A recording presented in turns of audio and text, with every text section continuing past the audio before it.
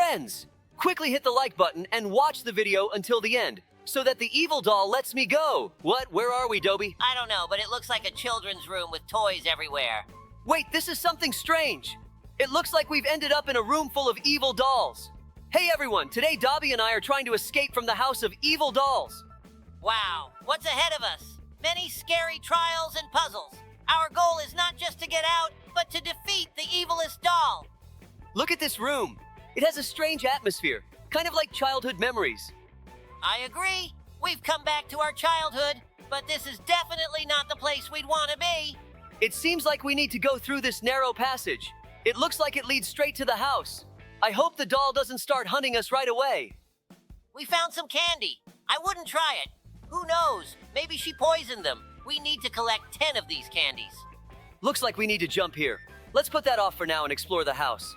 Maybe we'll find something useful. Here's another candy. Yay, a checkpoint. This means if we die, we can come back here. Look at how much she loves her portraits. Seems like you took your words too literally. It wasn't worth dying just to check.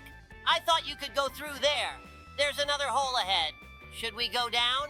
It looks like a place straight from hell, but not exactly. There's a mountain of dishes here. For me, a mountain of dishes is real hell. I hate washing dishes. I actually like it. I turn on my favorite music and sing along. It really lifts my mood. Strange. Looks like no one's cleaned here in years. Maybe she just buys new dishes instead of washing the old ones. Yeah, that makes sense. I can't find another explanation for this mess. It seems like we still have a long way to go. I can't see the end. These arrows seem hypnotic, like they were made to cause hallucinations. Did you notice? The floor is like lava, but roses are growing in it. Looks like hallucinations. I see them too. Nice, we've reached another checkpoint. Seems like the end is near. I hope there's no parkour ahead. I'm a little tired already. These toys, I feel like there's something sinister about them. Maybe the souls of children are trapped inside. Brr, creepy. By the way, did you know that the toys in the game Poppy Playtime aren't actually bloody, but a mix of red poppy? I've been studying the plot of this game recently. It's pretty interesting. No, I didn't know that. I'll have to check it out sometime. But look, we've been tricked. This isn't the end. However, I can see a house in the distance. Looks like we need to head there. Let's hurry. I even see a Ferris wheel. That looks like an interesting place. I wish the amusement park were near the police station. Hey, Labrador, have you ever thought about candy? Of course, who doesn't love it? Do you have a favorite candy? I think my favorites are chocolate candies with nuts. What about you? I prefer caramel candies. They're so tasty, like sweet music in the middle of the workday. Sometimes caramel is a real lifesaver. But you know what's better than candy? I don't know. Maybe even more candy. Just look at her. Why is she sitting there, staring at us and not even greeting us? It seems like she's pretending to be a lifeless doll, but in reality, she's watching us. That's much creepier. Maybe we need to find a way to open the gate. Here's a button. We need to press 3 of them. It also says we can hide. Clearly, a dangerous trial awaits us. Let's go. Look, she's coming down on her long braids. How does she even see anything with those eyes? Oh no, let's hide quickly. We need to observe her from a safe place. Let's climb higher. Maybe she won't see us. Did you see her braids flashing past the room? I would hold my breath. Let's not forget our main task. We still need to press 2 more buttons. Good thing we looked around. It's always useful to check everything. There are many rooms here where we can hide, so this trial won't be too hard for us, especially with our experience. I keep hearing her whispering. It's really unsettling. The City of Beasts has always been a place where the most unusual events happened. But one of the strangest occurrences took place when the candy monster appeared. It all started when a new candy factory opened in our city. All the residents, especially the children, were thrilled. The factory promised the most delicious and unusual candies. But soon, strange things began to happen. The children complained that the candies started behaving strangely. They seemed to come to life and move. Things got even worse when a real monster, made of sweet treats, broke free from the factory. This candy monster was terrifying. It was huge, with caramel eyes and lollipop teeth. Every time it stepped on the ground, the sound of cracking candy filled the air, and the atmosphere was filled with a sweet but unpleasant odor. It began to destroy everything in its path. Stores, homes, and even roads. Labrador and I had to intervene urgently. We started investigating what exactly caused the appearance of this monster. We found out that all the candies at the factory were made using experimental ingredients that gave them monstrous power, but also caused unusual mutations. Dobie and I decided to act quickly. There was no time for a long investigation. We needed to stop the monster urgently. Using our skills and new technology, we managed to find its weak spot. Upon arriving at the factory, we discovered that, despite its terrifying appearance, the monster was actually vulnerable. All the candies that made up the monster were controlled by a single mechanism. We realized that if we disrupted this mechanism, the monster would disappear. We decided to infiltrate the factory where the monster was created. It was dangerous, as each step could lead to further destruction. But Labrador and I acted swiftly and confidently. Soon, we found the most important part of the factory, a secret storage of the ingredients used to create these living candies. We destroyed the special machine that generated them and immediately began to notice the monster losing its strength. It started to shrink and disappear until it turned into a pile of regular candies. When the candy monster vanished, the city was once again filled with peace and tranquility. The factory was closed, and all its dangerous ingredients were destroyed.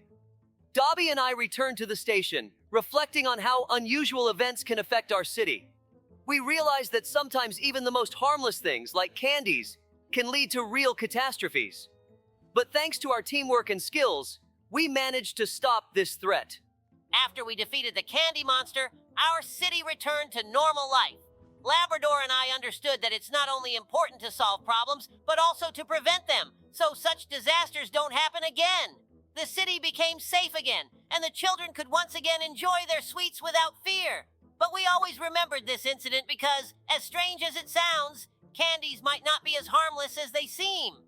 In our city of beasts, there has always been no shortage of unexpected events, but one day something truly unusual happened. It all began the day the circus came to town. Among the many attractions and shows was a huge toy store. All the little animals eagerly went there to pick out new toys. But by evening, Dobie and I received a strange call. A mysterious virus had infected the toy store, causing all the dolls in the shop to come to life. They began to move and speak, and some of them became aggressive, causing panic among the children and parents. When we arrived at the scene, the situation was already under control, but the tension in the air was palpable. We saw the dolls in the shop's windows one by one, standing up and crawling out. Some of them looked friendly, but others, not so much. They started marching through the city, scaring the residents. It was clear that this virus, which had infected the toys, was far more serious than we had thought. Instead of delighting children, the dolls had become a threat to the whole community. Labrador and I immediately began our investigation. It turned out that the virus that turned the toys into living beings was the result of an experiment by a scientist who once worked with circus dolls, trying to create robots that could mimic living creatures. He had accidentally created something that developed self-awareness. These dolls were no longer just toys. They began to think and make decisions. Some of them didn't like being mere toys for children, and they decided they needed more freedom. Realizing that we were up against not just ordinary toys, but sentient beings, Labrador and I decided to proceed with caution. We started tracking the dolls' every movement, but they were too fast and agile. We needed to find a way to stop the virus that had brought them to life, or else they could take over the entire city. We set up special equipment to investigate how the virus worked, and soon discovered its source, a strange control panel hidden at the center of the toy store. We quickly infiltrated the store, and with the help of special devices, we disabled the control panel. But, unfortunately, the virus had already spread so much that even without a control source, the dolls kept moving. However, when we activated the program to neutralize the virus, the dolls began to slow down and eventually stopped altogether. It felt like a miracle, but we knew that it wasn't just about defeating these animated toys. We also needed to figure out how to prevent similar incidents in the future. Once all the dolls had returned to being just toys, Labrador and I went back to the station to assess the damage and analyze how we could prevent such situations. We realized that even the most harmless things, like dolls, can lead to big problems if they're not properly controlled. But the most important thing was that we had prevented a disaster and restored safety to the city. That's it, friends. We finally defeated the evil doll queen. This battle was a real challenge. See you soon, friends. Hi, friends. Welcome to our new video on Roblox. Today we're exploring the exciting game, Escape from Baby Bobby's Kindergarten, Obby Mode. Hi, Labrador. Hi, everyone. We're in for a real endurance test. I'm Sheriff Labrador, and this is my trusty partner, Sheriff Dobie. We're going to show you how to escape the most guarded kindergarten in the world. Hi, Dobie. Der Garten, Obby Mode. This kindergarten is something special. We'll face plenty of obstacles and traps, not to mention the terrifying giant baby that's patrolling the area. That's right, and let's not forget about the super modern security systems that will try to stop us. We'll need to use all our skills to navigate jumps, avoid being chased, and even cross boiling magma. Exactly. And at the end, there's going to be an epic battle with Baby Bobby himself. This will be an unforgettable adventure. Whoa, did you see that scary face? That's the baby we need to escape from. We need to defeat him to get out of here. Dobby, look, that's his crib. We need to get through this parkour section to avoid running into the giant baby. Be careful. There are lots of traps here. Got it, Labrador. Lasers, moving platforms, and even floating cubes. We need to be careful and precise. Look, moving platforms ahead. Hold on, I'll jump to the first one. Ready? Ready. Jumping after you. Great. Hang on, Dobby. We're on the right track. Just remember, the baby could spot us at any moment. Look, Labrador, magma below us. One wrong step and we'll be in trouble. Be careful. Ooh, that was close. I almost fell, but I managed to grab on. Great job, Dobby. Keep up the pace. We're almost halfway there, but there's another section with spinning blades ahead. I see them, Labrador. We need to time our jump for when the blades are at a safe distance. Look how creepy and beautiful it is here, guys. We're in a kindergarten. Have you ever seen anything like this at a kindergarten? As I understand it, this little baby Bobby has taken over this kindergarten and made it his home. Baby Bobby is huge, and everyone was scared and ran away. But today, Labrador and I are taking the kindergarten back for everyone. We'll have to defeat Baby Bobby in his challenges. Even though he's small, he's really smart, and he's definitely got something planned. Dobby and I just conquered one of the toughest parkour sections in this mode. But the scariest part is yet to come. We need to crawl through this ventilation shaft without waking Bobby up. It looks like he's sleeping in his bedroom, and if we make any noise, it's all going to reset. So we need to act like real spies. Yeah, Labrador, I'm even afraid to breathe. We're so close, but if Bobby wakes up, we'll have to do another parkour section and face a ton of nasty surprises. We woke him up. Look, he's up and rushing right toward us. We need to think fast, or he's going to turn us into his toys. Labrador, let's run to that huge toy maze. He won't be able to catch us quickly with all those obstacles. Great plan. Let's go faster. We need to slip between those giant blocks and soft teddy bears. You go first. I'll follow you. I'm already in the maze. It really slows him down. Labrador, look ahead. There's a big slide. If we slide down, we'll have a chance to break free. I see it. Let's go faster. Sliding down now. He's still at the other end of the maze. We have time. Wow, that was awesome, but he's still right behind us. Look, ahead. There's a play area with lots of stuffed animals. Yes! We outran him. Look at him. He's so cute. He's crying because he couldn't catch us. He wanted to play tag with us, but he lost. And now he's crying. I don't know why, but I really feel sorry for him now. He's still just a baby, even though he's super smart and super big. Ahead, there's another ventilation shaft. Where is it going to lead us this time? Ouch! Dobby, are you okay? We landed right in the belly of this giant baby. Yeah, Labrador, I'm okay, but we need to get out of here as soon as possible. We're surrounded by stomach acids and food. We have to move fast. I agree. Look, there's a tunnel ahead. Maybe it leads to his esophagus. If we can get through it, we might have a chance to escape. Good idea. Let's move carefully so we don't slip. Stay close, Labrador. It could be slippery here. I see the tunnel. It's narrow, but we can definitely make it through. Let's go one at a time. I'll go first. All right, I'm right behind you. It's dark and damp here. Stay alert. We're almost halfway. Dobby, look, there's light ahead. It looks like the exit. We need to hurry. Labrador, that's definitely the exit. Let's go faster before he swallows us again. One day, something terrifying happened in our town. The evil villain we had been chasing for a long time decided to poison our friend, Sheriff Papillion. He hid a dangerous substance in a lollipop and planned to give it to her so she wouldn't be able to continue her work. Papillion was the town's favorite, and everyone was worried about her.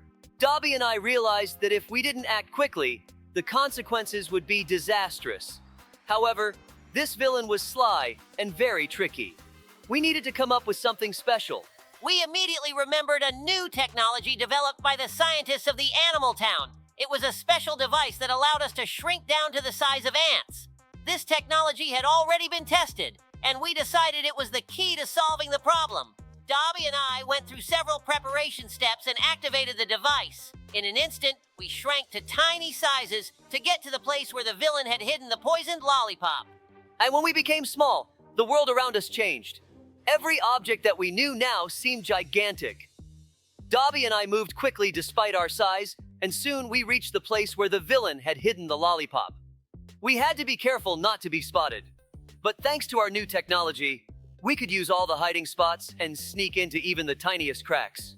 We reached the lollipop and discovered that the villain had mixed a dangerous substance into it. Everything was at risk. We needed to act fast to stop Papillion from being poisoned. We carefully moved the lollipop to a safe place and neutralized it. When we returned to our normal size, we felt not only relief but also pride. We had saved Papillion. When we returned to our normal size, Papillion didn't even suspect she had been in danger. We told her what had happened, and she was incredibly grateful for our help. The villain was caught and arrested, and the town could breathe a sigh of relief again. Dobie and I realized that sometimes, to defeat evil, you need to be not only fast and brave, but also smart, ready to use the latest technology for the good of our town. Since then, I've always remembered how important it is to work together and use all available resources to protect those we love. And although size doesn't always matter, on that day, it played a crucial role. Guys, there's a very secret story. Sheriff Papillon told no one to talk about it, but we'll tell you because you're our best friends. Our loyal friend and colleague, Sheriff Papillon, got into some real trouble. She was on an important mission, trying to uncover the case of a secret criminal organization. Everything was going well until something unexpected happened. Guys, we need to defeat this boss. How we'll do it? I'll continue telling the story about Papillon. Dobie, we need to find a weapon fast to deal with the boss. The RPG should help us take him down quickly. Right, Labrador? Let's find it. Here it is. I found the RPG. Now let's get ready for the battle. There he is, the boss. Wait, no, that's not him. Those are clones of the giant baby. They're everywhere. We need to take each one down. They're everywhere, Labrador. Be careful. We need to act accurately and quickly. I'm starting to fire. The first one's down, but there are so many. The second one's ready. Don't give up, Labrador. They're advancing. Another one's down. Hold the line, Dobie. There are too many, but I'm sure we can handle it. Dobie, this feels like a nightmare. We're fighting these baby clones endlessly. They keep coming back, and we can't defeat them. Yeah, Labrador, this is crazy. We shoot them down, they disappear, and a second later, they're right back in front of us. We need to find a way to stop this endless wave. I don't understand how we got here. They're so persistent. It's like they were made for an infinite battle. Congrats to everyone on the victory, but it's not over yet. Dobie and I were patrolling the streets when we got the signal that Papillon had gone missing. At first, we thought she had just gotten lost, but soon it became clear that she had been captured. This organization was clever and sneaky, and they knew exactly how to stay unnoticed. We had to act quickly. When we found out that Papillon was in danger, time was against us. We immediately started gathering information and found traces leading to an abandoned factory on the outskirts of the city.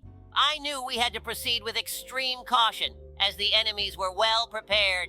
Labrador and I headed there, but as soon as we got close, we were met with traps and guards. We had to figure out how to get inside without getting caught. We decided to move quietly. I used my stealth skills and Dobie had a backup plan. We snuck past barricades and found Papillon in a cage. She gave us crucial information about the criminals planning even worse things if they got free.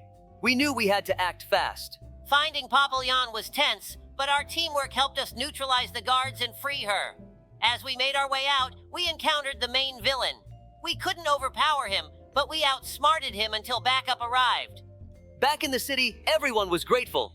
We had prevented a big threat, and Papillon thanked us.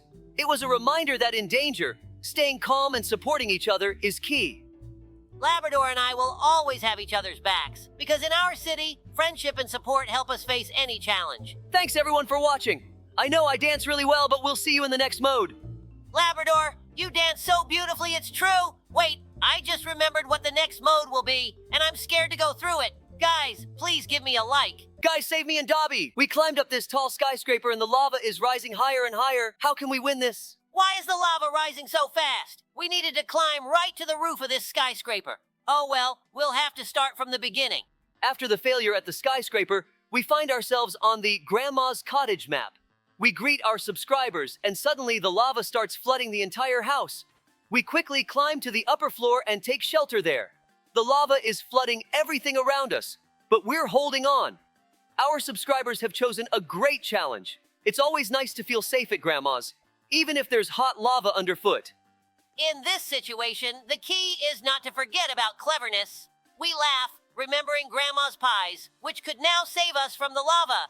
The upper floor of the house turns out to be a great shelter, and we continue interacting with our subscribers, sharing our impressions. It's almost like a picnic, but with lava all around. The next map is simply amazing. It's New Year's, there's a huge Christmas tree, and we need to do parkour to get to the top.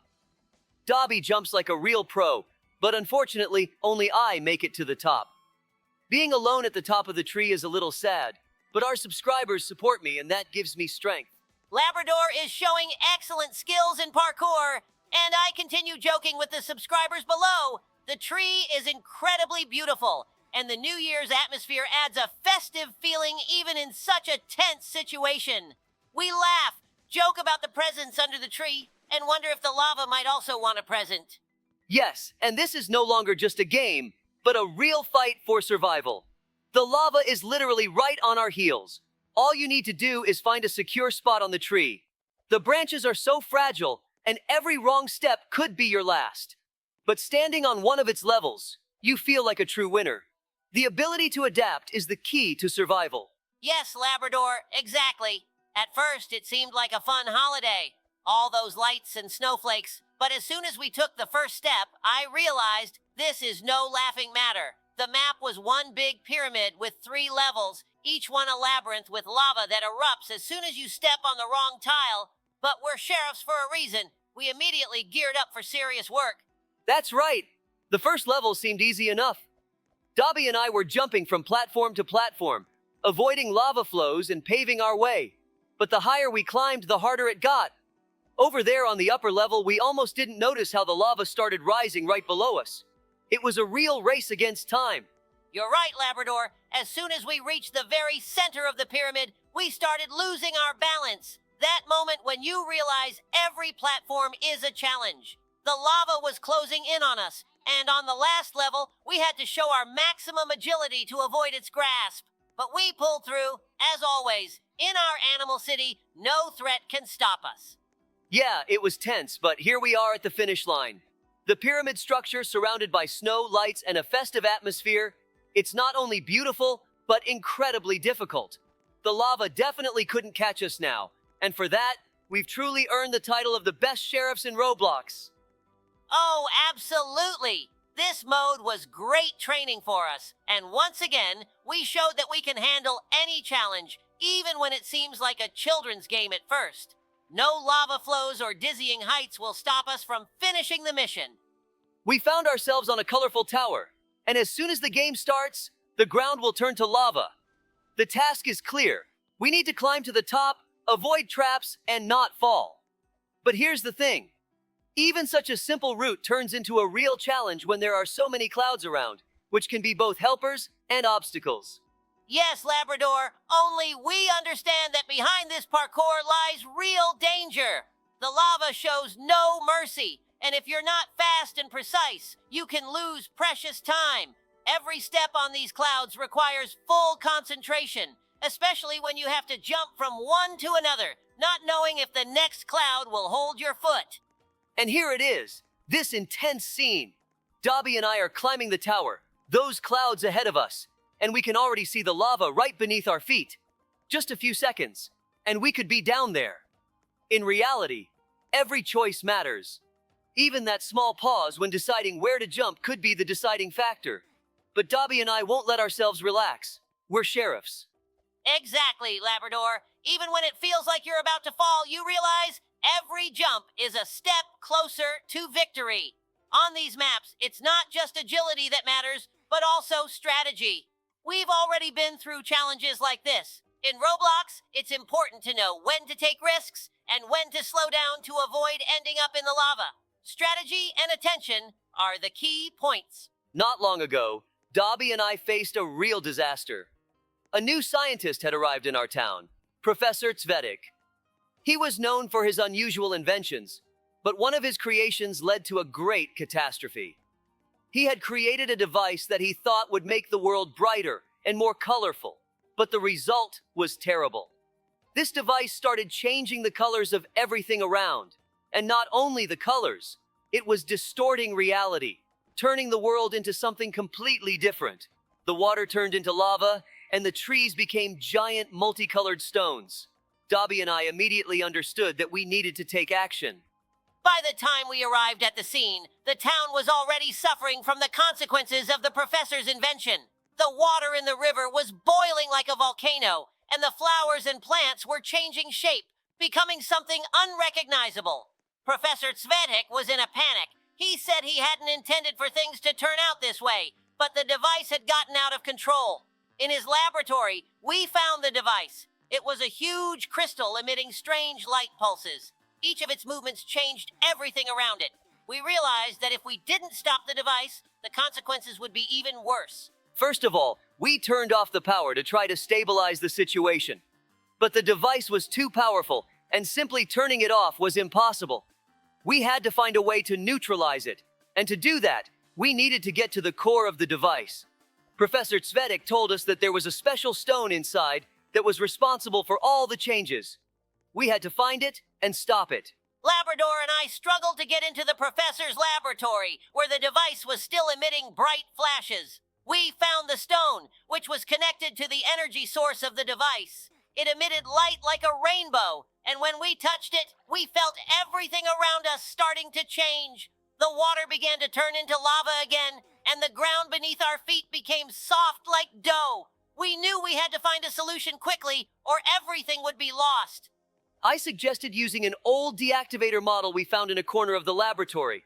We connected it to the stone, and with God's help, we were able to stabilize the device. The stone began to dull, and the world around us started returning to normal. The water became water again, and the trees regained their usual shapes. But the aftermath wasn't as terrifying as we had feared, and the town became safe once more. We explained to the professor that his invention was too dangerous, and he promised never to conduct such experiments again. Recently, in our animal town, something truly unusual happened. Dobie and I had just finished our regular night patrol when we received an alarming call. Aliens were planning to invade our planet. Yes, you heard it right. The message came through a cosmic signal, intercepted by special services. We learned that alien dogs from the planet Zorks were heading to Earth, and if we didn't stop them, they would take over our world. Faced with this situation, we realized we couldn't just sit idly by. We were about to become the first dogs to travel to space. When we were told that we were the only ones who could carry out this mission, we didn't waste any time. We were sent to the Space Center, where preparations for the launch were fast and intense. We suited up in special spacesuits and met the team of scientists who would be assisting us. Our mission was simple. We needed to gather information about the aliens' plans and send it back to Earth. We never imagined we would become real space heroes, but that's how the situation turned out. The launch was truly unexpected. We blasted off into space, and at the moment when Earth was far behind, I felt the full weight of this journey. The cosmos was endless and full of mysteries. We were heading toward the planet Zorks, trying to be cautious and avoid falling into a trap. Our journey aboard the spacecraft wasn't easy, but Dobie and I stuck together and kept our confidence. We knew this might be our chance to save our home planet. Upon arriving at the planet Zorks, we were greeted by huge aliens. But fortunately, we discovered they weren't as menacing as we had thought. In fact, the aliens just wanted to learn from us how we deal with challenges on Earth. They weren't enemies, they just needed help to develop. Labrador and I shared our values with them: friendship, peace, and cooperation. At some point, we realized that instead of fighting, we needed to make contact and offer help. The reason for the invasion of our planet was a super delicious ice cream that drove the aliens crazy. We proposed that every week we would send them ice cream, and in return, they would leave our planet in peace. This experience taught us that in any situation, it's important to act with respect and look for peaceful solutions. Labrador and I will continue to protect our town, but now we know that even in space, we can find allies. Thank you all for watching. Let us know what you'd like to see next on our channel. See you soon! Hello friends, it's me, Sheriff Labrador, and today we're taking on a series of challenges together with my friend Dobie. Hey everyone! Yeah, just like Labrador said, we're playing a challenge map in Roblox. The mode is called Escape from the Dungeon. Our first challenge is parkour on barrels over a huge lava pit. Dobie, are you ready? Yes, Labrador, I'm ready. Phew, we made it through this challenge. Now we move on to the next one. We have to jump across wooden planks, but the most important thing is not to fall. Dobie, how do you like this mode? I really enjoy it. The harder the challenges, the more I start loving this game. I agree, Labrador. This map is amazing. Very well designed and detailed. Let's move on to the next challenge. We have to run under giant spikes in time. If we don't make it, we lose. Labrador, this is terrifying. One wrong step and it's game over. Don't worry, Dobie. We'll get through it for sure. We did it, Labrador, but we can't relax. There are even harder challenges ahead. Now we're climbing up a ladder and entering a strange room filled with chests. We need to open them all and find the key to the door. Oh, Labrador! We have to find the key to escape from this scary room. I've opened so many chests, but still no key. Dobie, how about you? Labrador, come here. I found the key. Hooray, we're out! On the next level, there are invisible traps under our feet. Labrador, we have to get through this level on our first try. We're slowly making our way through, carefully jumping over the invisible traps. Yes, we cleared this level on the first try. Teamwork makes anything possible. Now we have to climb down giant wooden beams, but we can't fall. There's poisonous water below, and if we fall, we lose. I agree, Labrador. We can't afford to lose now. Dobie, we're so close to beating this level. Yes, Labrador. We're almost there, and we did it. We're moving on to the next challenge. Let's grab the checkpoint. Up next is parkour on rocks, but if we fall, we'll get crushed and lose. Oh no, Dobie, we fell. Is this the end? Don't worry, Labrador. That's why we took the checkpoint. We have another chance. Yes, we did it, and we're moving forward. We finished the parkour, and a boulder pushed us straight into the next challenge. Now we have to jump from rock to rock at super speed. Below us is a huge sea of acid. If we fall, we lose. Phew, Labrador, we made it through this level. The day started as usual, with a strong cup of coffee and another morning briefing. I was going through reports when my radio suddenly blared with an urgent alarm. The dispatcher's voice was shaking. Something unimaginable had happened at the Rainbow Meadow Kindergarten. Eyewitnesses reported that a giant dragon had suddenly appeared in the center of the building and was now holding it under siege. Inside were teachers and children. Dobie had just entered the station holding a box of donuts in his paws, but as soon as he heard the call, he set it aside immediately. This was an emergency. When we arrived at the scene, we were met with a sight straight out of a fantasy movie. The dragon, massive, covered in green scales with enormous wings and eyes that burned like embers, was perched on the roof of the building. Its tail slowly moved, breaking apart the wooden fence of the playground, while its clawed paws gripped the chimney. Panic-stricken adults ran in all directions. Fire had already spread to the top floor, and we knew there was no time to waste. The first thing we needed to do was find out if there were any injured people inside. As we approached, one of the teachers informed us that all the children had barricaded themselves in the playroom on the second floor. They were scared, but safe for the moment. The only problem was that they couldn't get out. The main entrance was blocked by debris, and fire had cut off the emergency exit. The dragon watched our every move, and clearly wasn't going to let us pass easily. We decided to split up. Labrador would distract the monster while I tried to get inside through a window. The dragon tilted its head as Labrador pulled out a megaphone and turned the siren to maximum volume. The loud noise made the creature flinch. It turned toward him and let out a deep, rumbling growl. At that moment, I ran to the window, pulled out a crowbar, and struck the glass with all my might. The dragon saw me as a threat and suddenly spread its wings. I barely had time to jump back as it dove from the roof straight at me. The ground shook from the impact, and I rolled to the side. Meanwhile, Dobie was already climbing inside. I had to hold the monster's attention. If it brought the building down, it would be a disaster. I spotted a fire hydrant nearby and rushed toward it without hesitation. I needed to open it and try to spray the dragon with water. Inside the building, it was unbearably hot. The walls were cracking, and the air was filled with the smell of smoke. The children huddled in a corner, trembling with fear. I promised them I'd get them out and told them to hold hands. We started making our way to the exit, but suddenly there was a loud creak. The ceiling beam collapsed, blocking our path. We needed to find another way out. I struck the hydrant several times with my baton, and a powerful stream of water burst out. The dragon roared as the water hit its face. It recoiled, shaking its head, giving me a chance to regroup. I quickly scanned my surroundings, searching for a way to finally subdue it. Then an idea struck me. I could use the nearby construction cranes to trap the monster. We found a passage leading to an old storage room. There was a back door, but it was jammed shut.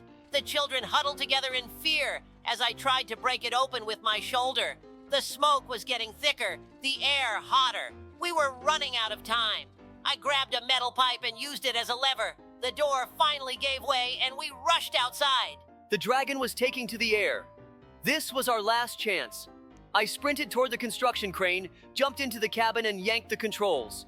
A massive net filled with steel beams swayed in the air. The dragon soared upward, but I had timed it perfectly. I released the load right on top of it. The beams struck its wings, sending it crashing back to the ground. The beast roared, tangled in the net. I saw the children running into the arms of their relieved parents, but the dragon was still dangerous. It thrashed, roared, and struggled against the net. At that moment, specialists from the Magical Creature Protection Agency arrived. They used special tranquilizer darts, and within minutes, the monster finally calmed down. We stood there, catching our breath, watching as the specialists loaded the dragon onto a transport platform to take it to a sanctuary. The children were safe. The firefighters had put out the flames, and the teachers couldn't stop thanking us. Dobie and I exchanged a glance. Another case closed. As everything settled down, I looked up at the sky where the dragon had once soared. This was one of the toughest challenges we had ever faced, but the most important thing was that no one got hurt. We had done our job. And now, I think it's time to head back to the station and finally finish those donuts I left behind before this crazy day began. The day started as usual. Coffee, reports, and post-inspections. Everything was calm in the city of animals. Dobie and I were about to start our morning patrol when a raccoon named Timmy burst into the station. He looked frightened, his eyes darting around, and he was out of breath. He told us that his friend, the fox Rick, had disappeared. The last time anyone saw him, he was playing a new game, Poppy Playtime 4. Timmy swore he had seen Rick literally vanish into the screen. At first, we thought it was a joke or just childish fears, but then Timmy showed us his tablet. The game's loading screen was still glowing, and there, in the reflection of a store window inside the factory, was a silhouette. It looked just like Rick. I exchanged glances with Dobie. This all seemed impossible, but we couldn't ignore it. If the game was somehow pulling players inside, we needed to figure out why. We sat down in front of the screen. The title flickered, and then the words appeared. "Welcome to the Playtime Toy Factory. Enter your names to join." I typed in my name. Dobie did the same. The moment we pressed enter, the screen flashed, and darkness swallowed us. When I opened my eyes, dim lighting surrounded us. We stood in a long corridor. Flickering lamps cast strange shadows on the walls. The air was stale, filled with dust and a strangely sweet scent, like old gummy candy. Labrador looked around. A poster on the wall read, "Welcome to Playtime Factory. Keep smiling." Below it stood a broken toy, a giant plush bear with an eerily wide grin. In the distance, we heard children's laughter. It was quiet, but it sent chills down my spine. We moved forward. The factory looked abandoned. Scattered toy parts lay on the floor, and the silence was only interrupted by the occasional creak of metal. Then we heard whispering. The day started peacefully. Dobie and I were sipping our morning coffee at the station, getting ready for our usual patrol. The streets were quiet. The citizens were going about their daily routines, and nothing seemed out of the ordinary. But everything changed when the phone rang. On the other end, we heard the trembling voice of a kindergarten teacher from Happy Tales Daycare. She was gasping in terror, almost screaming. "The daycare has been taken over. A giant dinosaur broke through the entrance, roaring and not letting the children out." Then, the call was abruptly cut off. Dobie and I exchanged glances. No questions asked. We jumped into our patrol car and sped off toward the daycare at full speed. The day started peacefully. Dobie and I were sipping our morning coffee at the station, getting ready for our usual patrol. The streets were quiet. The citizens were going about their daily routines, and nothing seemed out of the ordinary. But everything changed when the phone rang. On the other end, we heard the trembling voice of a kindergarten teacher from Happy Tales Daycare. She was gasping in terror, almost screaming. "The daycare has been taken over. A giant dinosaur broke through the entrance, roaring and not letting the children out." Then, the call was abruptly cut off. Dobie and I exchanged glances. No questions asked. We jumped into our patrol car and sped off toward the daycare at full speed. On the way there, I tried to make sense of what I had just heard. A dinosaur? Was this some kind of joke? But the fear in the teacher's voice was too real for it to be a prank. When we arrived, all doubt disappeared. The entrance door was smashed, part of the fence was crushed, and scattered toys, torn books, and children's backpacks littered the ground. And most importantly, standing right in front of the building was a massive green dinosaur. Its skin glistened under the sun, and its red eyes gleamed menacingly. It swayed its tail as if listening to the sounds around it. From inside the daycare, we could hear the terrified cries of children. The situation was critical. The first thing we did was assess the area. Behind the playground slide, a small group of children were huddled together, trembling. They needed to be evacuated immediately. The dinosaur noticed us and let out a deafening roar. The ground trembled beneath our feet. It stepped forward, scraping the ground with its massive claws. I took a step forward, drawing its attention. Meanwhile, Dobie started sneaking around from the other side. Our plan was simple. One distracts, the other gets inside. The dinosaur didn't give me a break. It suddenly lunged at me, but I jumped back just in time. We had to move fast. While Labrador kept the monster occupied, I sneaked around to the back entrance. The door was locked, but through the window, I saw the teachers and children huddled in a corner. I knocked gently, signaling that I was here to help. One of the teachers opened the door, and I saw the little ones clutching each other, whimpering in fear. They told me that the dinosaur had appeared out of nowhere. It had simply smashed through the fence and started roaring, trapping everyone inside. I gestured for them to stay quiet. We needed to get them out unnoticed. Meanwhile, I continued dodging the dinosaur's attacks. Then, I noticed something strange. A panel with buttons was glinting on its neck. This dinosaur was mechanical. Someone was controlling it. But who? And why? I didn't have time to think. I had to keep it away from the building while Dobie evacuated the children. I banged loudly on a metal trash can, drawing the dinosaur's attention. It turned its head toward me, growled, and took a step forward. I led the children out in small groups. We moved quietly to avoid drawing the monster's attention. The teachers helped, keeping the kids calm. Once the last child was outside, we pressed against the wall, watching Labrador. He was skillfully dodging the dinosaur, but he couldn't keep it up forever. Then I noticed a huge water tank on the roof. If we could lure the dinosaur underneath it, we might be able to disable it. I signaled to Labrador. We always understood each other without words. I immediately understood his idea. We had to lure the dinosaur directly under the tank. I took a few steps back, leading the monster toward me. As expected, it followed, roaring furiously. When it was right under the tank, Dobie gave me the final signal. At the last moment, I leaped out of the way. I pulled the lever, and a powerful stream of water came crashing down on the dinosaur. It started jerking and sparking.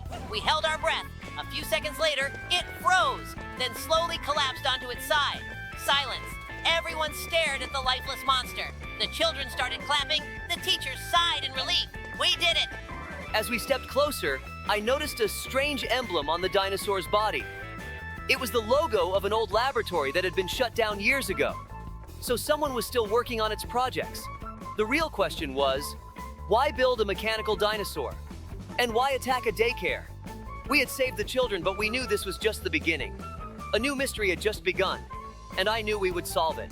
This day was full of surprises. We defeated a mechanical dinosaur, saved the children, but there were too many unanswered questions. Who built this monster? Why target a daycare? And would there be another attack? But for now, our job was done.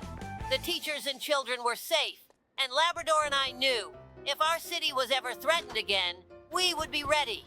The day started as usual. Coffee, reports, and post-inspections. Everything was calm in the city of animals. Dobie and I were about to start our morning patrol when a raccoon named Timmy burst into the station. He looked frightened, his eyes darting around, and he was out of breath. He told us that his friend, the fox Rick, had disappeared. The last time anyone saw him, he was playing a new game, Poppy Playtime 4. Timmy swore he had seen Rick literally vanish into the screen.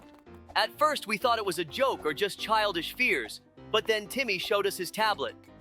The game's loading screen was still glowing, and there, in the reflection of a store window inside the factory, was a silhouette. It looked just like Rick. I exchanged glances with Dobie. This all seemed impossible, but we couldn't ignore it. If the game was somehow pulling players inside, we needed to figure out why. We sat down in front of the screen. The title flickered, and then the words appeared. Welcome to the Playtime Toy Factory. Enter your names to join. I typed in my name. Dobie did the same. The moment we pressed enter, the screen flashed, and darkness swallowed us. When I opened my eyes, dim lighting surrounded us. We stood in a long corridor. Flickering lamps cast strange shadows on the walls. The air was stale, filled with dust and a strangely sweet scent, like old gummy candy. Labrador looked around. A poster on the wall read, "Welcome to Playtime Factory. Keep smiling." Below it stood a broken toy, a giant plush bear with an eerily wide grin. In the distance, we heard children's laughter. It was quiet, but it sent chills down my spine. We moved forward. The factory looked abandoned. Scattered toy parts lay on the floor, and the silence was only interrupted by the occasional creak of metal. Then we heard whispering. Someone was there. I raised my paw, signaling Dobie to stay quiet. We carefully peeked around the corner. In the darkness, trembling, was Rick the fox. His fur was ruffled, and his wide eyes darted nervously. He said he didn't know how he got here. One moment he was just playing the game, and the next he was trapped inside. Since then, he had been hiding because they were coming for him. I wanted to ask who they were, but before I could, a loud crash echoed through the hall. Dust rained from above. We turned sharply. At the end of the corridor, something moved in the shadows. A tall figure with long arms and glowing eyes stood motionless, watching us. It could attack at any moment. I grabbed Rick's paw and pulled him with me. We had to run. We sprinted forward, jumping over debris and broken crates. Heavy footsteps thundered behind us. The creature was chasing us. We darted into a security room and slammed the door shut behind us. Inside, dozens of monitors displayed different parts of the factory. On one of them, I saw the figure wandering the halls. It tilted its head as if sniffing the air. Rick told us this wasn't the only monster. The factory belonged to a strange entity that played with its visitors like they were toys. The only way out was to reach the main terminal and shut down the system. We navigated through the toy assembly line where mechanical arms tried to grab our tails. Then we crossed a storage room filled with eerie stuffed animals that seemed to shift positions when we weren't looking. Finally, we reached the terminal, but there was a problem. A keypad locked the system. Rick remembered seeing a code somewhere, but he couldn't recall where. Then the lights began to flicker. A scraping sound echoed behind us. We turned and saw it. A towering figure resembling a toy clown stepped out of the shadows. Its head tilted from side to side, and a wide, unsettling grin was frozen on its face. I told Dobie to find the code while I stepped forward, trying to distract the monster. I frantically searched, tossing papers and boxes aside. The monster lunged at Labrador, its long arms reaching out. Then I saw it, numbers scrawled on the wall. The first 4 digits are 1987. I ran to the terminal. The creature roared and charged. I barely managed to dodge. Dobie typed the code. First digit, second, third.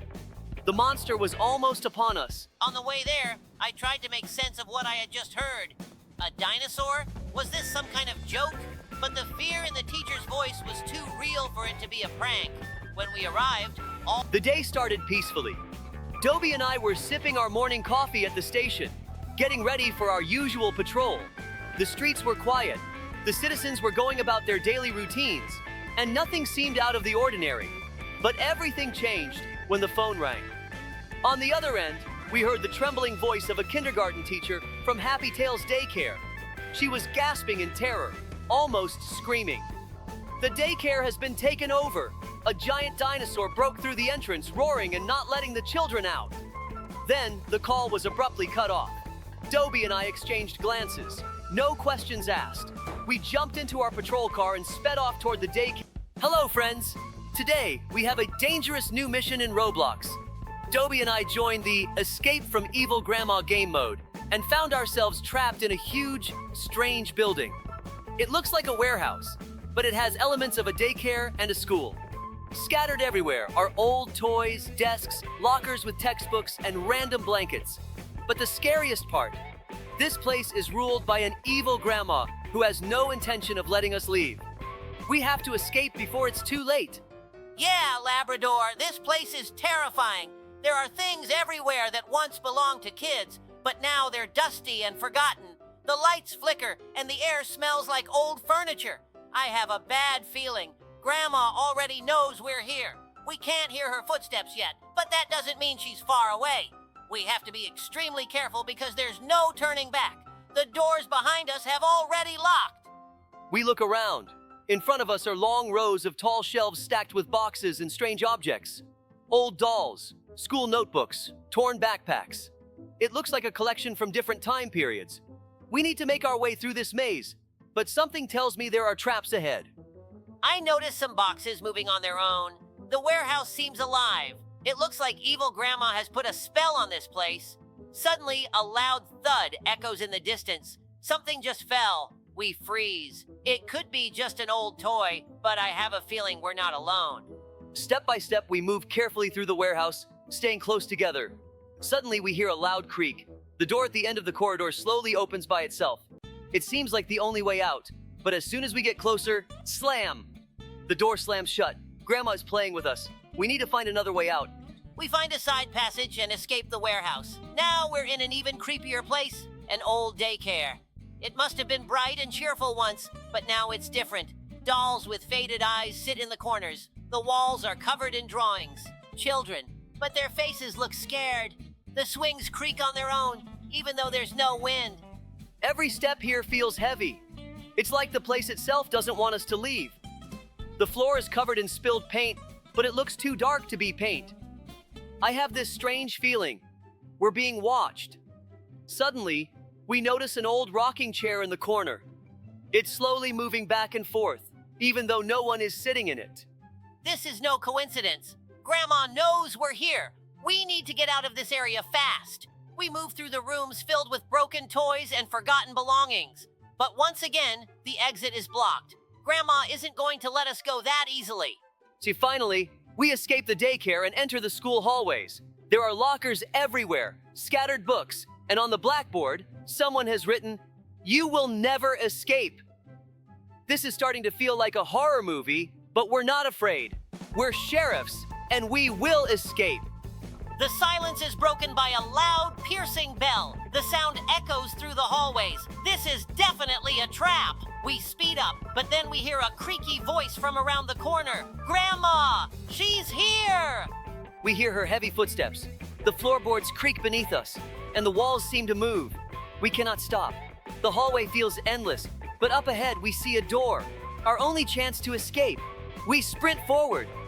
But Grandma is fast, faster than she looks. She's already right behind us. Her long, bony hands reach out. We dive for the door and slip through just in time. Grandma bangs on the door angrily, but it's locked. We need to keep moving before she finds another way to get to us. We find ourselves in a massive room.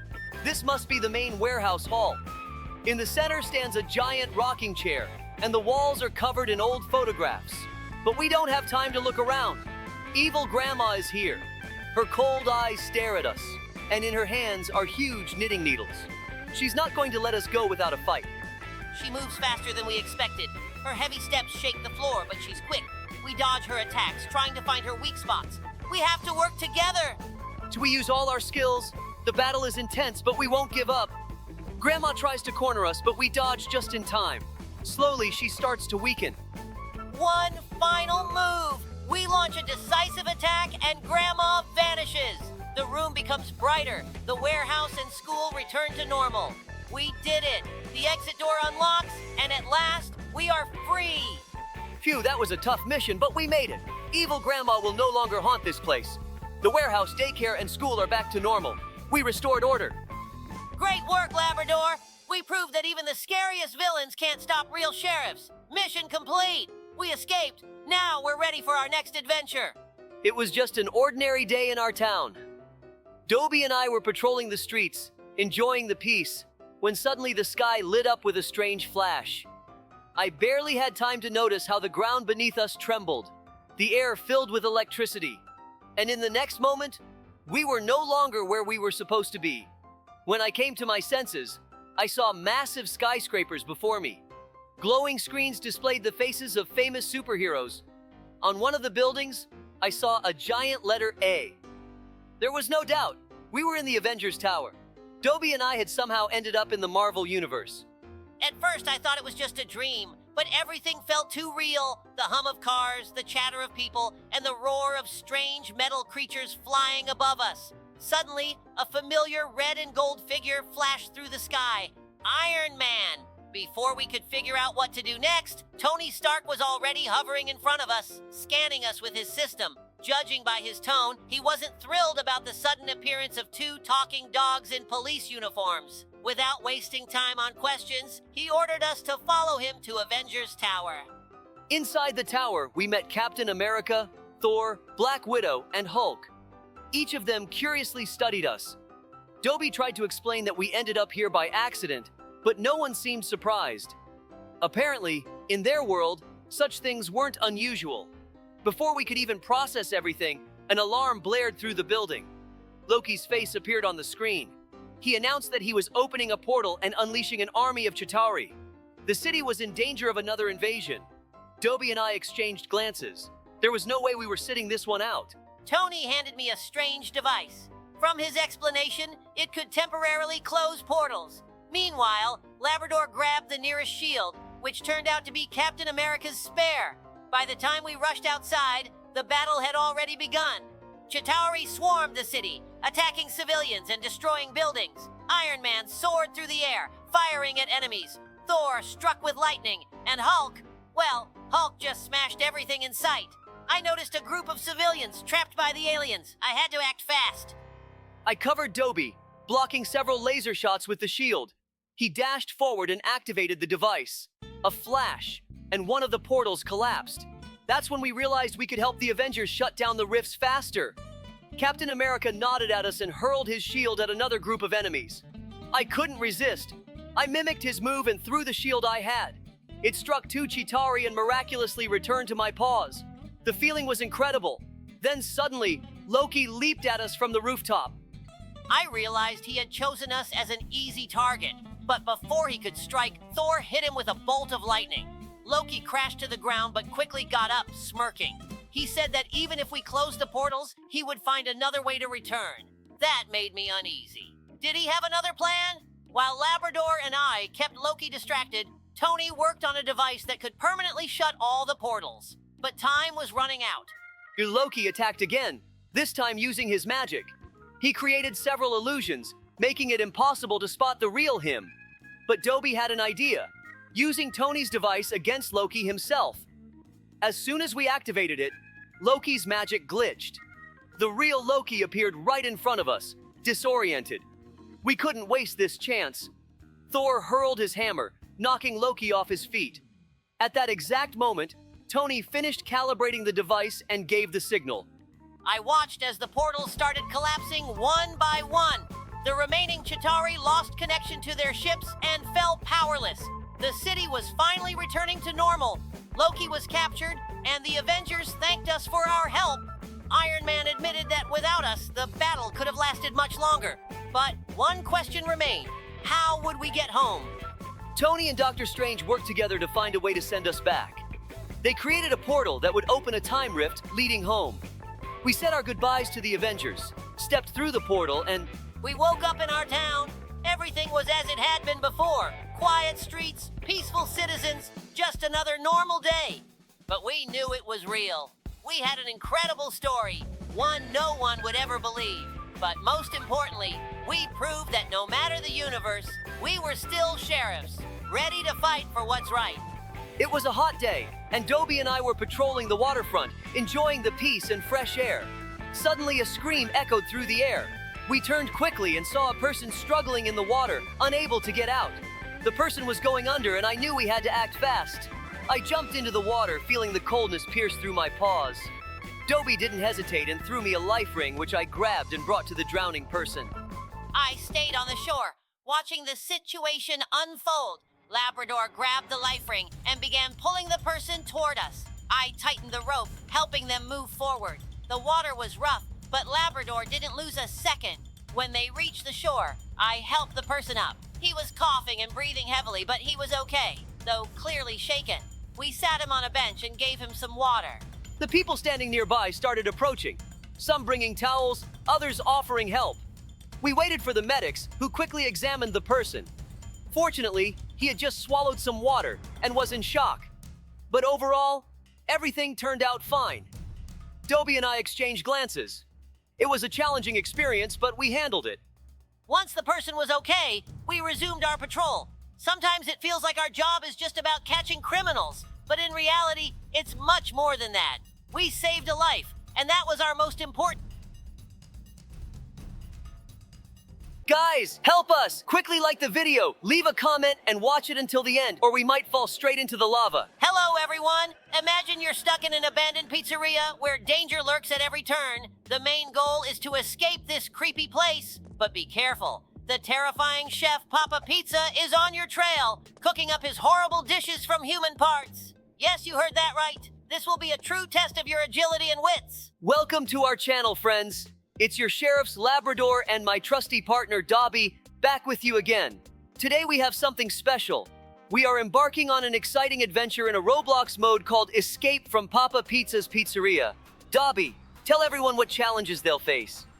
Oh yes, guys. You'll face puzzles, traps, and the need to quickly run away from this crazy chef. But don't worry, Labrador and I will be there to help you every step of the way.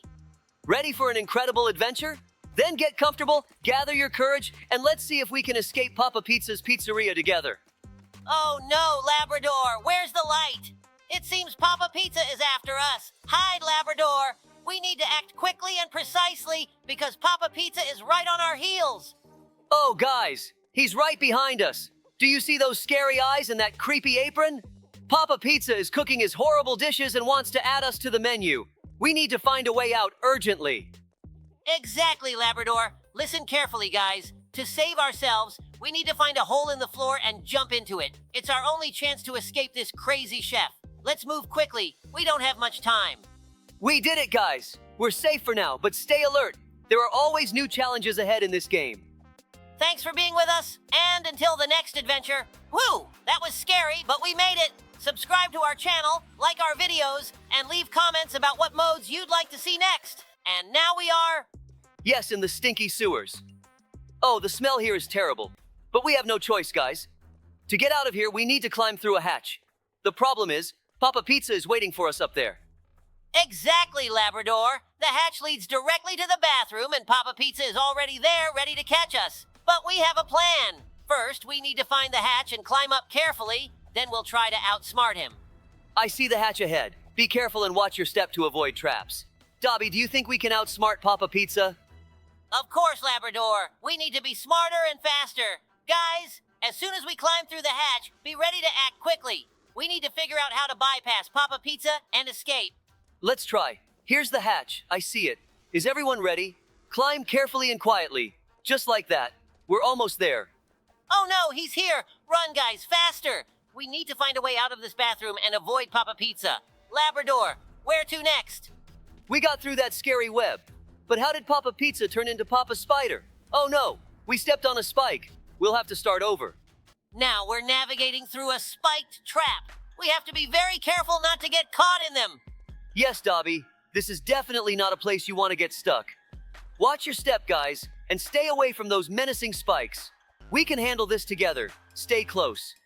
After this trap, another challenge awaits us. We'll have to do parkour over old pipes that could collapse at any moment. Be careful, guys, and help each other out. Once this was an excellent establishment where all the animals of the city came for the best pizza. But something happened, and now Papa Pizza has closed his pizzeria and become incredibly evil. They say his secret recipe was stolen, and since then, he lost all interest in cooking. We're here to find out what happened and try to escape this creepy place. Yes, Labrador, you're right. This place is filled with an atmosphere of eerie abandonment. Papa Pizza was famous for his recipes, but after the theft, he completely changed. Now the pizzeria is not a place of joy, but a labyrinth full of dangers. We must be careful. We just passed by the kitchen, and there was a huge pile of dough, as if Papa Pizza was trying to recreate his recipes, but failed. He couldn't make that magical pizza anymore. We've seen how the pizzas turned into real traps. Remember that giant pizza that fell from the ceiling right in front of us? That's definitely not the pizza we're used to seeing. Papa Pizza has set up many traps here to make sure no one can escape. At one point, it seemed to me that he was wandering these corridors himself, guarding his lost empire. Yes, this pizzeria has turned into a real nightmare. We went through the kitchen, and there were pizzas with teeth. Something incredible. And those pizza boxes that open and try to grab you certainly don't add any confidence. Papa Pizza clearly doesn't want anyone to get out of here alive. His malice has soaked every corner of this place. Now we've reached the main hall and everything is turned upside down. Broken tables and chairs, scattered ingredients, everything indicates that a real chaos happened here. Papa Pizza, losing his secret recipe, transformed from a kind chef into a real monster. We have only one option left. Find a way out of this madness and try to restore the pizzeria's former glory. I agree, Labrador. We've overcome many challenges, but the most important one is ahead. Papa Pizza may be evil, but we've proven time and again that we can handle any difficulties. Let's keep moving to escape this place and perhaps help Papa Pizza find his former self. Friends, I want to share a very secret story with you. It all started when we received several strange reports from the residents. They claimed they had seen a living pizza that moved on its own and seemed to have its own plans. At first, we thought it was a joke, but when the number of reports increased, it became clear that something unusual was going on. Dobie and I decided to check out these reports and went to the location where the most calls were coming from. When we arrived at the scene, we were greeted by frightened residents pointing to Papa Pizza's pizzeria. It looked normal, but something was off. We cautiously entered and immediately noticed unusual tomato sauce marks on the floor. We followed these marks and ended up in a storeroom where we were in for a real surprise. There was a huge living pizza moving around and making strange noises. We realized it wasn't just alive, but also aggressive. It turned out that this living pizza was the result of an experiment gone wrong by Papa Pizza. He had wanted to create the most delicious and unique pizza in the world by adding rare ingredients and a special magical seasoning to his recipe. But something went wrong, and the pizza gained its own consciousness and the ability to move. Moreover, it decided that it could become the ruler of the city and take control. Dobie and I realized we needed to act quickly to stop it. We began to devise a plan to neutralize the living pizza. It was important not only to stop it, but also to ensure that something like this wouldn't happen again. We remembered that the magical seasoning could be neutralized by adding certain ingredients to the pizza. In search of these ingredients, we turned to our friends in the city, and soon we had everything we needed. The hardest part was getting close to the pizza to add the ingredients, but our teamwork and determination helped us succeed. After several attempts, we managed to neutralize the living pizza. It lost its movement and became just an ordinary pizza. We returned it to Papa Pizza and explained what had happened. He was shocked and promised not to use magical ingredients again. The city regained its peace, and all the residents were grateful for our rescue. This story was an important lesson for us about how experiments can be dangerous if you don't know when to stop. We realized that our job is not just to protect the city from external threats, but also to prevent internal problems. From now on, we will always be more careful with any unusual events. so that such incidents won't happen again. We finally made it out of that pizzeria. These challenges were pure hell. Pizzas with trap flavors, trampolines throwing us into endless nightmares. But now, even more adventures await us. The forest. And it seems Papa Pizza hasn't forgotten about us. He's still on our tail.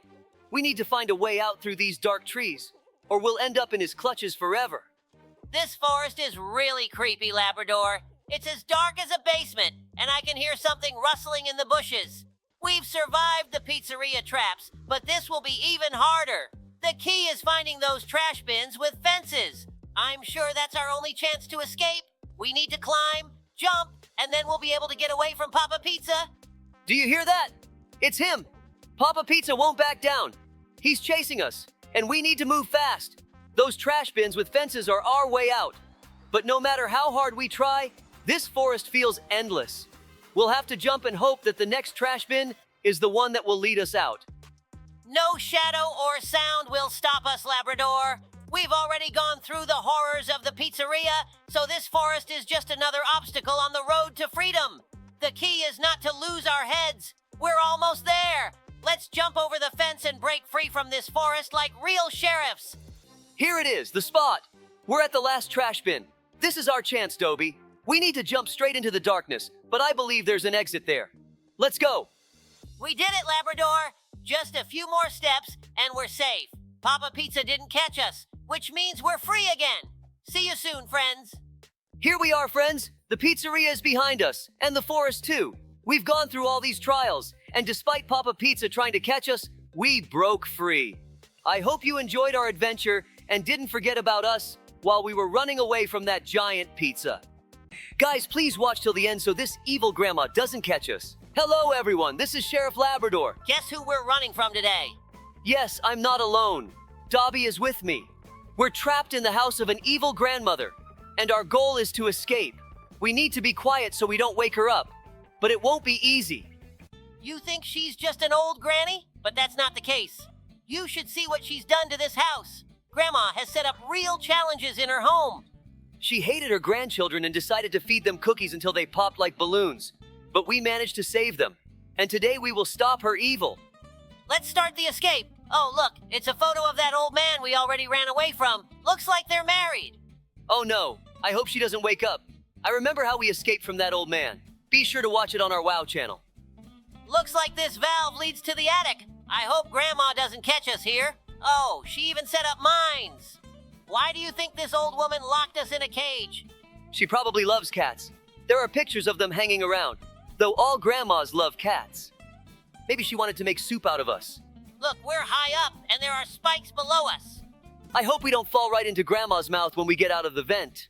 Me too. It would be tragic if she ate us right away. There's a lot of dust in the vent. It's annoying me. Oh, look, Grandma is right in front of us. I hope she doesn't wake up. Let's jump on her stomach. Oh, unexpectedly, she didn't notice us. Look, teeth in a jar. Ew, that's disgusting. We need to hurry before she wakes up. She's running right after us. Oh no, green snotty cookies. Better not step on them. She even farts. She might grab our tails. Look, a red button. We need to press it quickly. This button opened a passage. Let's run there before Grandma catches us. Look, Grandma turned red. We need to jump next to her. Now she doesn't even pay attention to us. There are a lot of cookies here. I was right. She loves cookies. The evil grandma is so clumsy she even dropped a glass of milk. She forgot about us. She's not even trying to catch us. Oh, look, a huge fan that will lift us up. There are traps along the way, but we won't give up. We'll easily overcome them. I completely agree with you, Dobie. There are no obstacles we can't overcome. Oh, we almost fell back. We need to be more careful. Hooray, we overcame the traps. Don't celebrate too early. Let's see what's behind the door. Look, we're in some kind of dungeon.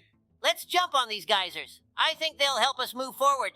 Hey, Dobie, don't you think it's getting too hot in here?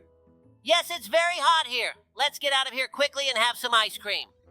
Whew, the board broke under us. I hope it doesn't happen again. Look, a vent. I think we should climb into it. The vent is dusty again. I hope there are no spiders here. I wouldn't want to see a giant spider. Oh no, we fell into the room where Grandma knits. I hope we don't meet her here. I wouldn't want her to knit a scarf out of us. Listen, something's rolling. A giant ball of yarn. We didn't make it to the safe place. I hope we'll be luckier next time. It's convenient that there are holes in the walls here. Otherwise, we would have been crushed long ago. I see the exit. We can tell some interesting stories because a battle with Grandma awaits us ahead. Once, in one of the neighboring districts, strange things began happening. At first, it seemed like an ordinary event. Rumors started spreading about an old woman who had settled at the edge of the town. She looked perfectly normal. Gray hair, glasses on her nose, and a hooked nose, just like any other grandmother. But as the days went by, people started noticing odd things. She never talked to anyone, and the children who went into her house started disappearing. Parents were in a panic, but no one could figure out what was going on. Sheriff Labrador and I decided to investigate. At first, we thought it was just rumors and overreactions. But when we peeked inside this grandmother's house, we discovered something inexplicable. In one corner, there were strange potions. In another, books on magic. And on the walls were portraits of children who clearly had stopped growing. We quickly realized that she was no ordinary grandmother. In fact, she was a witch who used her charm and disguise to lure children into traps. We began keeping an eye on her. She hid her true nature by pretending to be a kind old lady, but as soon as children entered her house, she used spells to turn them into statues made of cotton. In this place, they became useless toys, which she could display in her shop window or use for her dark rituals. The more we investigated, the more oddities we uncovered. The grandmother witch was a master of transformations, and her powers were dangerous for the entire town. Once we learned about her sinister plans, we had to come up with a way to stop her without putting the children at risk. We decided to sneak into her house at night when she would be sleeping. While Labrador distracted her, I found a hidden passage that led straight to her basement. There, I discovered a magical circle that was being used for the transformations. We realized that to stop her spells from working, we needed to destroy the circle and reverse everything. While Dobie figured out how to destroy the circle, I kept the witch occupied. She didn't immediately realize that we had uncovered her. But as soon as she did, her face turned sinister. The grandmother started transforming. Her body became more twisted, and her eyes filled with bright yellow light. We knew we had to act fast, or she might regain control of the town. Time was running out. I rushed to the magical circle and, using everything I knew about magic, managed to destroy it. As soon as the circle was destroyed, the witch screamed and tried to break free, but her power was weakened. All the transformed children returned to their normal forms, and she herself turned to ash, disappearing into the air. We were in shock at how close we had come to a disaster. Once everything was over, we returned the children to their parents, and everyone breathed a sigh of relief. But we knew that there could be other dark forces lurking under disguises in our town. We decided to stay even more alert and prepared for such events. After all, we must always protect our citizens from such dangers. This case was a real lesson for us. It reminded us that the world can be full of hidden and dark threats, and we must be ready for any surprises. Labrador and I promised ourselves to always stand guard and protect our town from any evil creatures that may threaten it. Another mega cool story. It all started when a strange pizzeria appeared on the outskirts of town. At first, it seemed like just another ordinary place. But as soon as Dobie and I started patrolling the area, we immediately felt something was off. People who entered the pizzeria came out with huge smiles on their faces. But what caught our attention was that they were literally swelling up before our eyes, becoming more and more round. Labrador and I decided to find out what was going on. Soon we discovered that this pizzeria didn't belong to ordinary people, but to cyber robots disguised as grandmothers. These robots were programmed to feed anyone who fell into their trap with a special meal. But the food they served wasn't just delicious. It started filling people's stomachs with air, making them swell up like balloons. All this time, Dobie and I couldn't understand what kind of technology was behind these strange robots. We started observing them and soon realized that these cyber grandmothers were designed to lure townspeople into a trap. Every time someone ate their pizza, the cyber grandmothers used hidden mechanisms to fill their bellies with air, causing them to expand to enormous sizes. And strangely, no one could stop themselves. Eventually, they would just pop like balloons. Labrador and I started planning how to stop this horrible machine. We realized that if we didn't intervene right away, the whole town could turn into one giant bubble that couldn't withstand the pressure. To stop it, we needed to break into the pizzeria and destroy the main source of this evil plot. We knew the cyber grandmothers would be guarding the place with incredible strength, but we couldn't let this threat continue. Once we snuck inside the pizzeria, we saw the main cyber robot, the grandmother, standing at the counter, serving food to the customers. We immediately knew she had to be destroyed to end this. But as soon as we got closer, she started making strange noises, and her metal parts began moving like a real robot. That's when we realized she wasn't just serving food. She was also activating a hidden mechanism that accelerated the inflation process. It wasn't an easy task. I noticed an old, eerie computer near the pizzeria, which seemed to control all the cyber robots. Labrador and I decided the best way to win was to destroy the system controlling them. I ran over to the computer and, with the help of an old hacker tool, managed to shut off the power. At that moment, all the robots lost control, and they could no longer serve the food that caused people to inflate. Once we disabled the main power source of these evil robots, the whole pizzeria fell silent, and the townspeople started returning to their normal sizes. Those who were on the verge of bursting began to feel fine, and their former shapes returned. In the end, we were able to restore order to the town. The cyber grandmothers no longer posed a threat to our world. But we knew this story wasn't over, and we had to be ready for new threats that could come from the most unexpected corners. And that's how this tough battle with the cyber grandmothers came to an end. Labrador and I knew we couldn't stop there. We kept patrolling the streets of the town, because in the world of animals, there's always room for new dangers. But this time, we managed to win. Our town was safe again, and all the residents could breathe easy, knowing we're always on guard. We managed to get through and escape from that evil grandma. Thanks for watching till the end. But this isn't over yet. There's another mode ahead. Let's go! To all of you who followed our stories through fire, gunfire, and even alien encounters, tonight I need you to listen carefully. Because what I'm about to tell you isn't a typical case. It's not about criminals looking for money or spies chasing secrets. This is about the day something unforgivable happened in Animal Town. The day evil walked through the front door of our most innocent place. The day they took the children. It started like every other weekday morning. Parents in robes, sipping coffee on front steps, ushering sleepy cubs and pups into cars, school buses humming down the main road, laughter, whining, cereal stuck to little noses, the usual. I was making my third round near Mulberry and 3rd, nodding to Mrs. Mole as she crossed the street with her twin sons.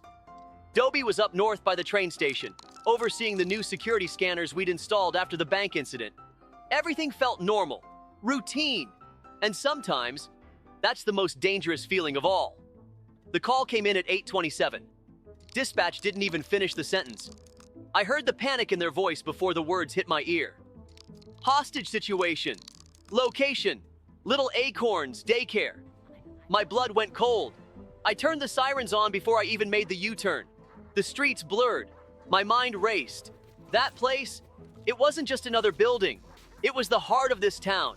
A sanctuary for tiny paws and sleepy eyes. A second home. I'd read stories to those kids during safety week. Dobie once brought them cookies shaped like badges, and now someone had taken it. By the time I arrived, the perimeter was already chaos. Parents screamed behind the police tape. A mother collapsed in sobs. Officers scrambled for positions, not knowing what they were walking into. I spotted Dobie emerging from his cruiser across the street, already on his radio. His face was tight, controlled, but I could see the fire in his eyes. We regrouped behind a sanitation truck, the only cover big enough to shield us both from the line of sight through the daycare windows. He gave me the rundown. 4 individuals, masks, armed, no demands, no contact, just stormed the front door at opening time and barricaded the entrance. Teachers were able to hit the lockdown button. Most classrooms were sealed, but not all. 1 room, the ladybug room, 6 children, 1 teacher, trapped. I remember the feeling that settled over me then. It wasn't fear, it wasn't even rage. It was colder than both. It was clarity. The kind that comes when you realize there's no room for mistakes, no backup, no negotiations, just you, and the decision to protect what must never be harmed. I'll let Dobie tell you what came next, because he was the one who stepped through the side entrance first. I don't usually talk about fear, not because I'm immune to it, but because when it shows up, you don't have time to talk. You move. But that morning, I felt fear settle into my bones like a shadow you can't shake. The moment I saw the surveillance feed, 6 little animals curled under desks, a trembling hedgehog teacher trying to keep them silent, I understood the depth of the threat. This wasn't just a robbery gone wrong. This was intentional, premeditated, cruel. We later learned these weren't your average thugs. They were extremists, a fringe cell that believed Animal Town's integration policies were impure. That diversity was a disease. They wanted to make a statement, and they chose the most vulnerable symbols we had. Children. But we didn't know that yet. All we knew was that there were 4 of them. 1 watching the front, another in the hallway, and 2 deeper in the building. The Ladybug room was in the west wing, past 2 fire doors and a corridor of glass. No cameras in that area, no audio. We had 1 shot. I moved first. Labrador had drawn their attention at the front, staging a negotiation bluff, pacing visibly, talking into a megaphone, making noise. I slipped around the back, through the staff parking lot, into the kitchen entrance, my badge off, my vest stripped down to the essentials. No sound. I knew that building better than most. My niece went there. I'd picked her up from that very hallway a dozen times. As I moved past the storage closets, I heard them. Voices, tense, frantic. I stopped breathing. One of them was arguing with another. Something about time running out. I understood then. They didn't want ransom. They wanted a broadcast, to stream their message live. I reached the hallway junction. I saw the first one. He was pacing, nervous, weapon in hand, not alert enough. I dropped him in 5 seconds. Then the second came, heard the noise, rushed in. We fought hand to paw in the corridor, crashing into lockers, the sound echoing like thunder. He was bigger, but rage makes you sloppy. Precision wins fights. I ended it quickly. 2 down. The third, a female, was in the Ladybug room. She had the door blocked with a table. I peeked through the bottom of the hallway mirror. She was standing over the teacher, weapon drawn, the kids frozen. One of them, a bunny named Theo, was whispering something to the others, trying to keep them calm. I nearly broke then, but I waited, watched, timed the moment. She turned. I moved. What happened in that room lasted 13 seconds, but I'll carry it with me for the rest of my life. She didn't go down easy, but she didn't touch them. Not one, because I didn't let her. And the fourth, he fled, out the front, right into Labrador's path. You can guess how that ended. He bolted through the entrance like a wild thing, mask half off, eyes wide, weapon raised. I didn't raise mine. I stepped in front of the children. They were pouring out from the other classrooms now. Teachers guiding them through emergency exits, hands clasped. The last thing I wanted them to see was more violence. So I walked forward, slowly, steadily. And when he saw me, when he saw who we were fighting for, he dropped the weapon, dropped to his knees. He didn't say a word. Neither did I. In the days that followed, the town held its breath. There were tears, rage, protests, investigations. But there was also unity, resolve, a fire lit beneath every parent, every teacher, every creature who believed that Animal Town stood for something more than just peace. It stood for protection. The Ladybug room reopened a month later. Labrador and I were there. We stood in the back as the kids came in, now holding colored balloons, not fear. The teacher, Ms. Willow, had returned, stronger than ever. Theo ran up to me, held up a crayon drawing. It was me and Labrador standing in front of a red building with a rainbow over it. He said it was the safe place. We framed it. It hangs in the station to this day. Because no matter what comes, bank robbers, spies, aliens, or monsters in masks, we remember what we fight for. And we will never stop fighting.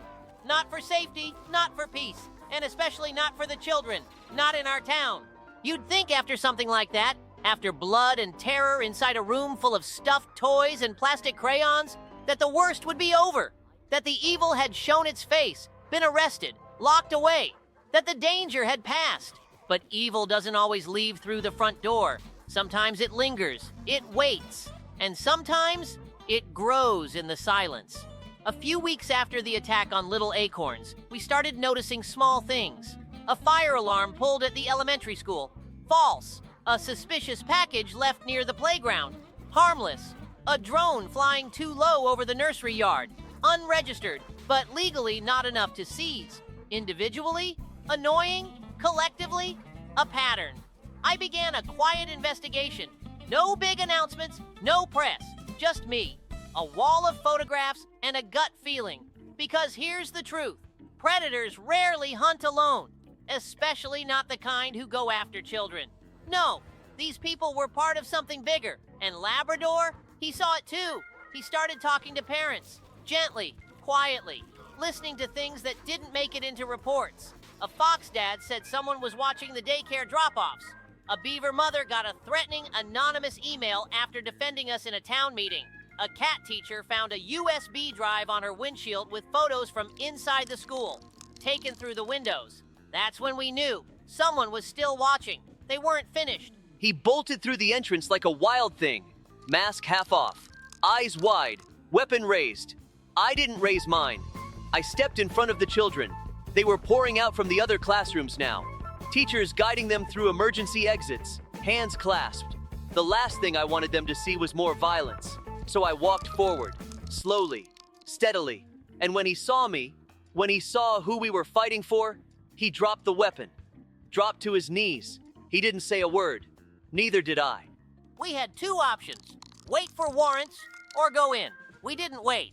The place stank of mildew and secrets. The walls were covered with old protest posters, anti-government slogans, crude drawings of hybrid animals tagged with slurs. The main room was a digital spider's nest. 5 screens, all showing different locations. Schools, parks, playgrounds. One was zoomed in on the little acorn's front door. Another showed my niece at recess. That was it. We moved. They heard us. One tried to run. Labrador tackled him in the stairwell. The second drew a weapon, but I was faster. The third locked himself in the server room and tried to wipe the system. Failed. We got him out, got the drives, the backups, the logs. But what we saw, that changed everything. These weren't just extremists. They were part of an online syndicate, a group that hunted vulnerability, targeted peaceful towns. Their game was to terrorize, record reactions, grow followers through chaos. Animal Town was just season 1, but we ended the pilot.